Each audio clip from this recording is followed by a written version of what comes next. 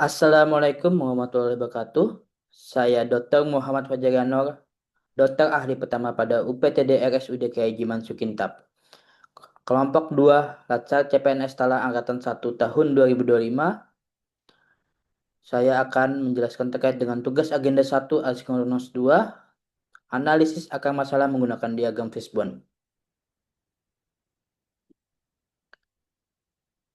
Berdasarkan keputusan Menteri Pendayaan Gunaan Aparatur Negara nomor 139 garis miring Kep garis miring Empan garis miring 11 garis miring 2003 bab 2 pasal 4.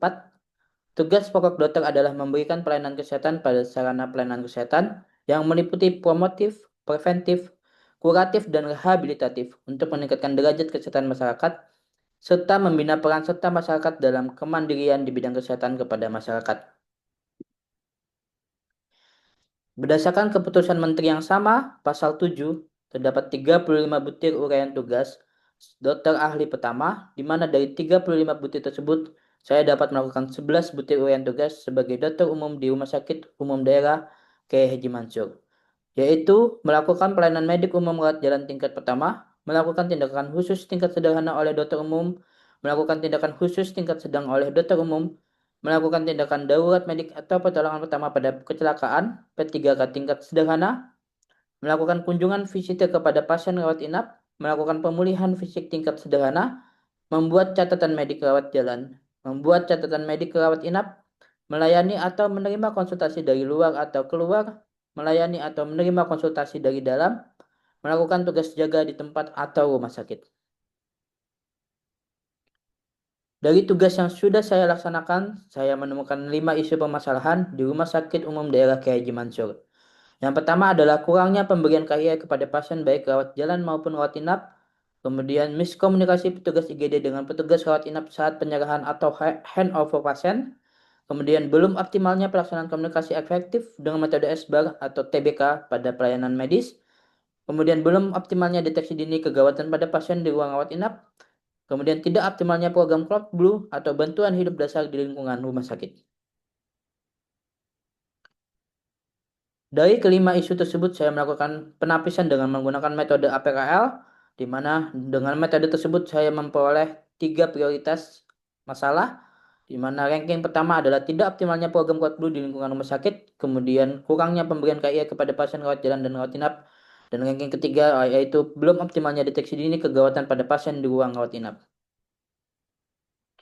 Dari 3 isu tersebut yang sudah disaring dengan metode EPKL, saya menganalisis isu tersebut dengan menggunakan metode USG. Di mana dengan metode ini saya menemukan isu prioritas yaitu tidak optimalnya program Code Blue di lingkungan rumah sakit. Kemudian saya melakukan analisis masalah dengan fishbone diagram.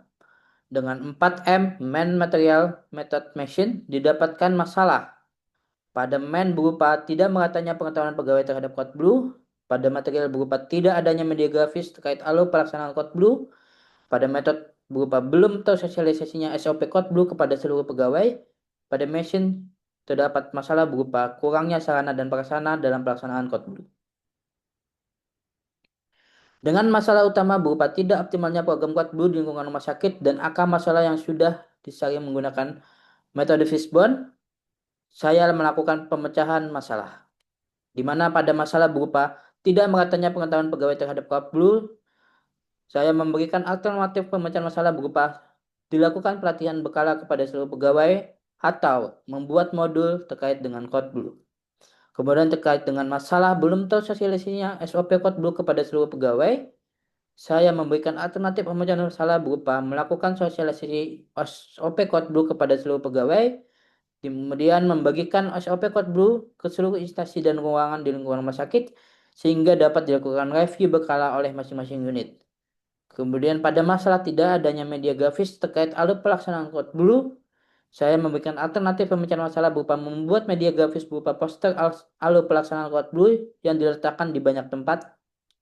Kemudian terkait dengan masalah kurangnya sarana dalam pelaksanaan Code Blue, saya memberikan alternatif pemecahan masalah berupa melengkapi sarana dalam pelaksanaan Code Blue seperti tas emergency kit yang diperbarui secara berkala, kemudian sarana komunikasi, dan sarana dan prasarana untuk perawatan pasca henti jantung.